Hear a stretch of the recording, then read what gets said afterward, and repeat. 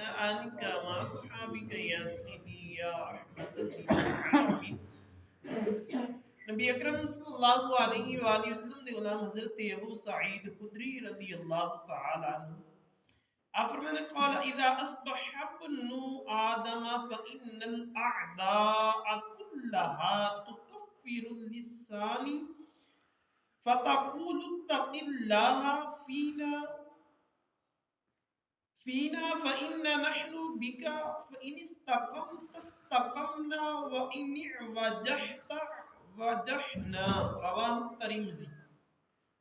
حضرت ابو سعید خدری رضی اللہ تعالی عنہ فرماندے نے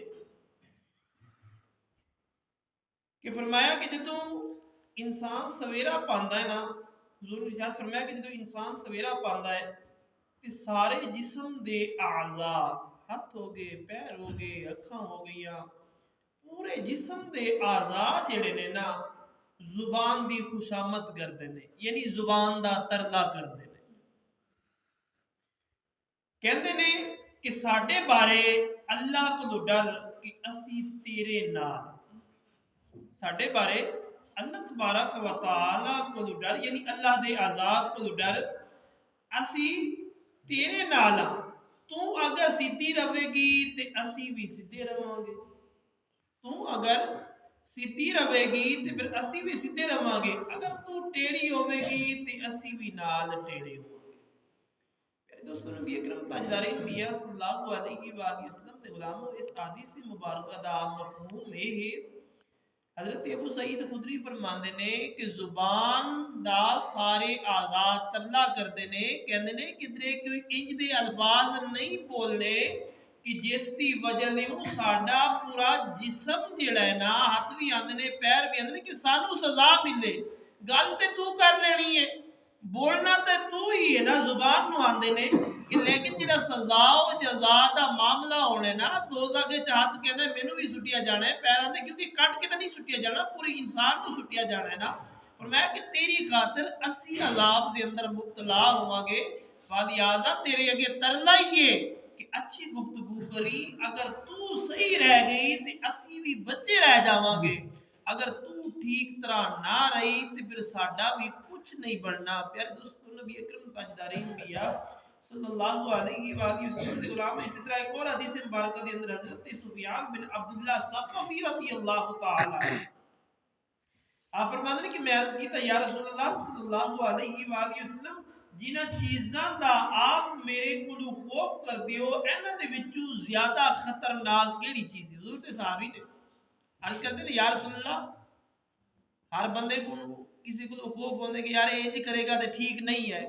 عرض کرتے ہیں یا رسول اللہ جنہ چیزاں دا آپ میرے کو خوف کر دیو انہاں دے وچوں زیادہ خطرناک چیز کیڑی ہے؟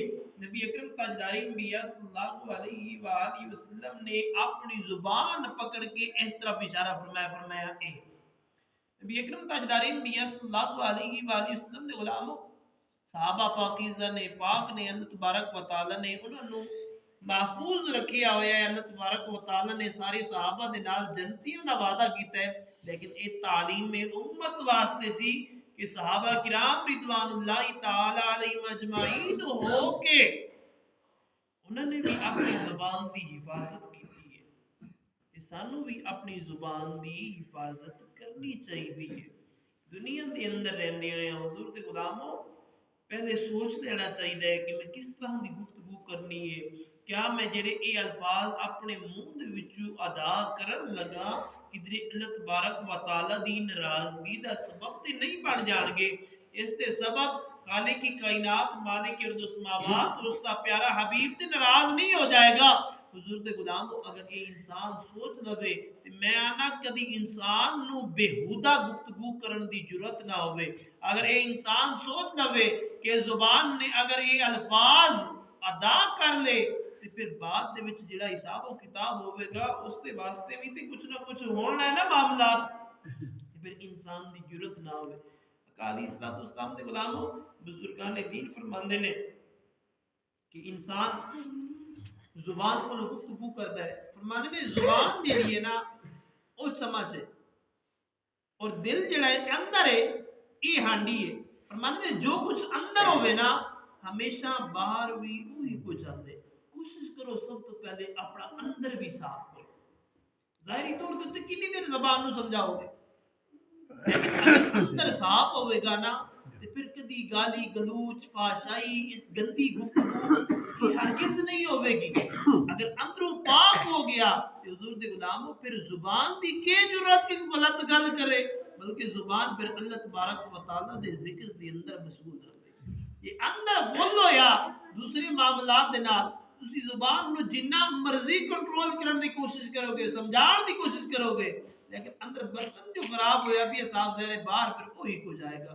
دعائے خالق کی کائنات مالک السماوات تانوں مینوں اسی سارے نو دنیا دے اندر رہندے ہوئے فکر آخرت رکھن دی توفیق عطا فرمائے. وما علینا الا البلاغ المبین.